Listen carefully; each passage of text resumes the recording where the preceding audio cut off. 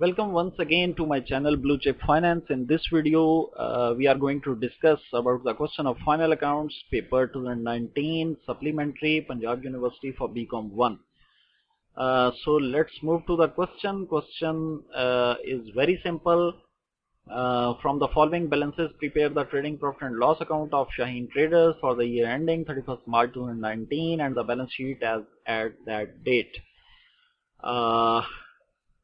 First of all, stock opening stock, it should be placed on the debit side of the trading account.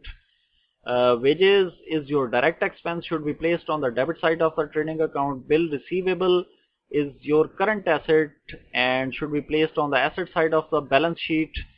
Purchases, it should be placed on the debit side of the trading account. Loose tools is your asset, should be placed on the asset side of the balance sheet.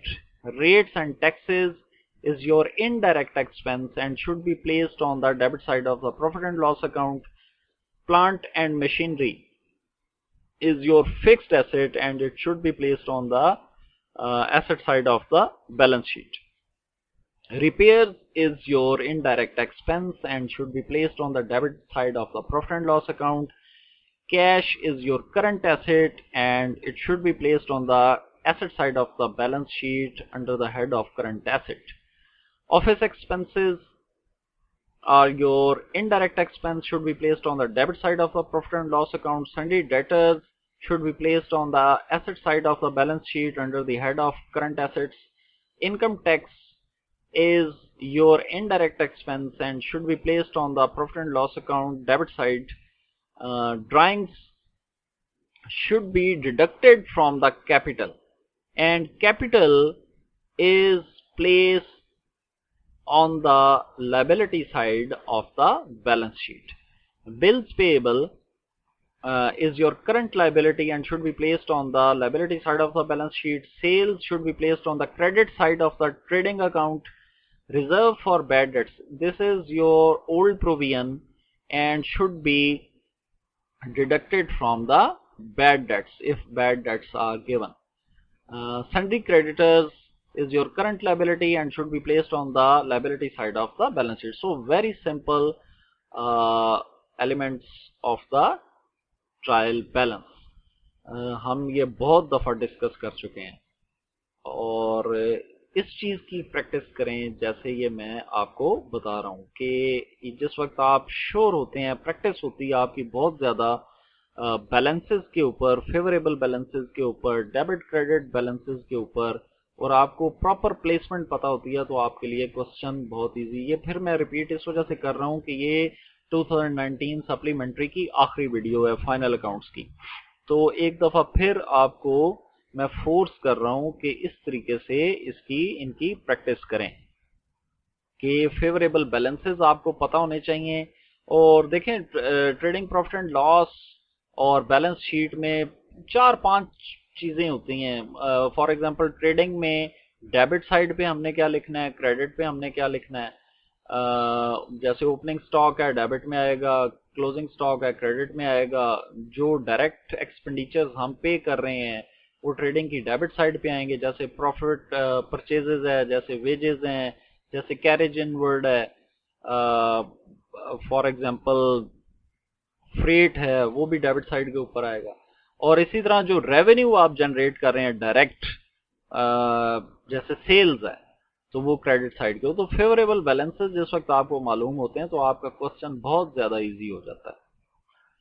और profit and loss में very simple, जो जितने भी indirect expenditures होते हैं, indirect expenditures वो expenditures हैं जिनका डायरेक्टली उस प्रोडक्ट को मैन्युफैक्चर करने के अंदर किरदार नहीं है। वो जैसे लेट्स सपोज एडवर्टाइजिंग आप कर रहे हैं, मार्केटिंग आप कर रहे हैं, आपको टैक्स पे कर रहे हैं, आपको डिस्काउंट दे रहे हैं, डिस्काउंट ले रहे हैं, तो ये देखें ये चीजें ये डायरेक्टली मैन्युफैक्चरिंग के साथ कंसर्न नहीं रखती। रेट्स एंड टैक्सेस हैं, रिपेयर्स हैं।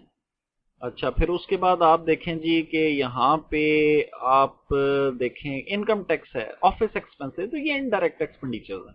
तो ये डेबिट साइड में प्रॉफिट एंड लॉस के आ जाएंगे। क्रेडिट साइड में इनडायरेक्ट रेवेन्यू, फॉर एग्जांपल आपने कोई इन्वेस्टमेंट की, अब इन्वेस्टमेंट आपका कोर बिजनेस नहीं है, आप चीज मैन्युफैक्चर करते हैं, मैन्युफैक्चर करके वो आप बेचते हैं, और आपने अपने मेन बिजनेस से हट के आपने कोई और इन्वेस्टमेंट की हुई है, तो उससे आपको कोई रेवेन्यू आपको हासिल हो रहा है, जैसे कोई डिस्काउंट आप रिसीव कर रहे हैं, जैसे आप इंटरेस्ट कोई आपने रिसीव किया है, तो वो सारी चीजें इनडायरेक्ट रेवेन्यू है, तो वो क्रेडिट साइड पे आ जाएंगी। और बैलेंस शीट आपको मालूम ही है, एक साइड के ऊपर लायबिलिटीज हैं, एक साइड के ऊपर एसेट्स हैं। तो इस तरीके से क्वेश्चन की तैयारी करें। और अब इसकी देखें कि ट्रायल बैलेंस तो बहुत इजी था, एडजस्टमेंट्स देख लेते हैं। स्टॉक है, मैं बड़ी दफा आपको बताया, अगर ये एडजस्टमेंट में गिवन है क्लोजिंग स्टॉक, तो दो जगह पे ट्रीट होगा। एक ये ट्रेडिंग अकाउंट की क्रेडिट साइड पे हम लिखेंगे, और दूसरी दफा हम इसको प्लेस करेंगे बैलेंस शीट में करंट एसेट्स के अंदर।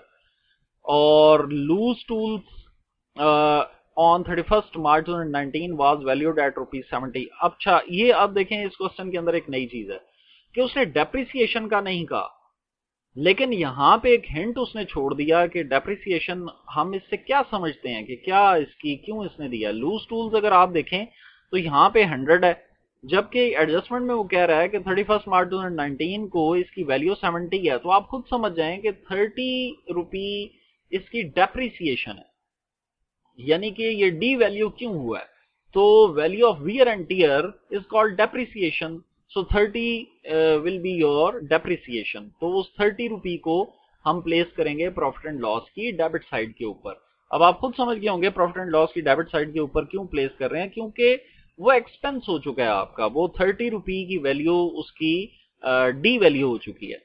और बैलेंस शीट में हम 70 के रेट से ही अब इसको लूज टूल्स को लिखेंगे।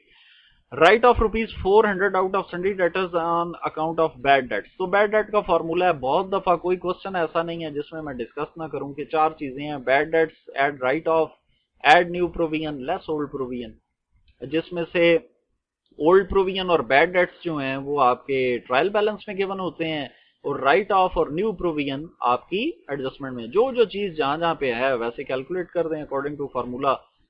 और depreciate plant and machinery at 10%। सो ये इसकी बड़ी सिंपल सी एडजस्टमेंट्स हैं चार। और सबसे पहले ये ट्रेडिंग आ गया, opening stock, closing stock, purchases, wages, sales, and your gross profit is 3100। 3100 को आपने कैलकुलेट किया और प्रॉफिट एंड लॉस की क्रेडिट साइड पे आपने शिफ्ट कर दिया ऐसे। अब यहाँ पे डेबिट, ये प्रॉफिट एंड लॉस है, उसकी डेबिट साइड पे जितने इनडायरेक्ट एक्सपेंसेस हैं, office expense, income tax, depreciation on loose tool, अभी जो बात कर रहे थे हम 30, depreciation on plant and machinery 10% है, तो 2000 का 10% 200, रिपेयर्स, रेट्स एंड टैक्सेस। और यहाँ पे ये पिछले पेपर में भी अभी डिस्कस हुआ है, हमने क्यों क्रेडिट साइड पे इसको लिखा है, क्योंकि इसका जो बैलेंस है वो नेगेटिव आ रहा है। तो bad debts 0, add write off 400, add new provision 0, less old provision 500। तो आपके जो बैड डेट्स और ओल्ड प्रोविजन है ये ट्रायल बैलेंस में गिवन है, अगर है तो लिख दें, नहीं तो 0। राइट ऑफ और न्यू प्रोविजन आपकी एडजस्टमेंट्स में है तो लिख दें, नहीं तो 0। अब यहां पे हमने जिस वक्त कैलकुलेट किया तो ये इसका नेगेटिव बैलेंस था इधर -100, तो that is why we transferred this calculation to the credit side. अगर ये पॉजिटिव है तो फिर यहीं पे इसकी कैलकुलेशन होगी। ये फिर मैं रिपीट कर रहा हूं कि बैड डेट्स की कैलकुलेशन हम यहां पे करते हैं डेबिट साइड पे, लेकिन चूंकि इसका जो फाइनल बैलेंस है वो नेगेटिव है, तो ये वजह है कि हमने इसको उठा के इधर लिख दिया 100 के साथ।